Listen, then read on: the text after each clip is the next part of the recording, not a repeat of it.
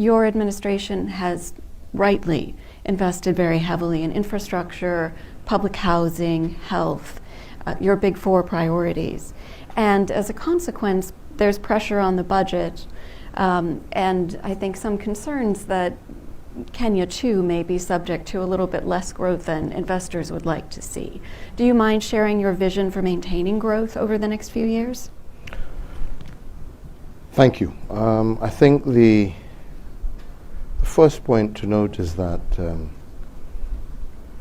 for us to be able to successfully succeed, and I just want to go back to the statement that I made earlier, we must accept that we have to first and foremost design a social contract with our people that best fits our particular circumstance, and to acknowledge that standard democracy in a time of growing nationalism and ethnic tensions, we need to be able to look at that from a different angle. And that's why we're saying, for example, democracy first past the post in Kenya has proved to be not only not unsuccessful but unsustainable.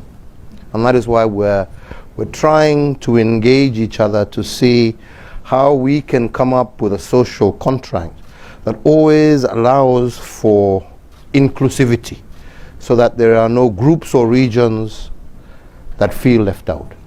That social political stability is fundamental for us to grow a sustainable development path, or a sustainable economic path with sustainable and progressive growth. And if you look at some of the crises that you're seeing emerging in different parts of the country, is that we looked at their economies, but once the political factors kicked in, they're struggling. We in Kenya want to flip that over. We want to say that yes, we are interested in economic development, economic growth, but we, more importantly, want to fix the social political contract, because that is the foundation that presents future stability. So our key focus, number one, is that. And that's why we're also saying we want to now begin engaging the world on that basis. That is why we're saying there was a time, especially when our countries were being founded, where the American principle and love for freedom and democracy saw you grant a lot of support to those of us who were struggling and fighting against colonialism and for our independence. And thereafter, very strong support for our economic agenda. A lot of the companies that first set foot in independent Africa were largely American companies that saw themselves, coming through. We want to again renew that contract, and to recognize that, yes, if we want sustainable economies, we need to be able to do so, not just depending on the public sector, which puts strains and stresses on our budgets and so forth, but to re-engage once again with the private sector. And that is why I'm saying there is huge scope for great returns, right? Especially here in America, as populations age, right?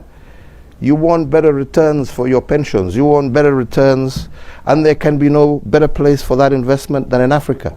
And that investment also then in turn helps us achieve the key pillars that we want to achieve for our people: housing, job security, food security, right? And health for a younger, growing population that also serves as a humongous market opportunity for American goods and services. That is your new growth horizon. So we're here first and foremost to strengthen that partnership between our two governments, as you have said, that has been elevated to a higher level, but with a clear understanding that for us to be able to achieve our economic agenda, maintain the growth rates that we want to deepen our partnership with private sector by granting them opportunities for them to be able to come in, help us achieve the key priorities that we need, but also give great and ample return for the investments that they themselves are making.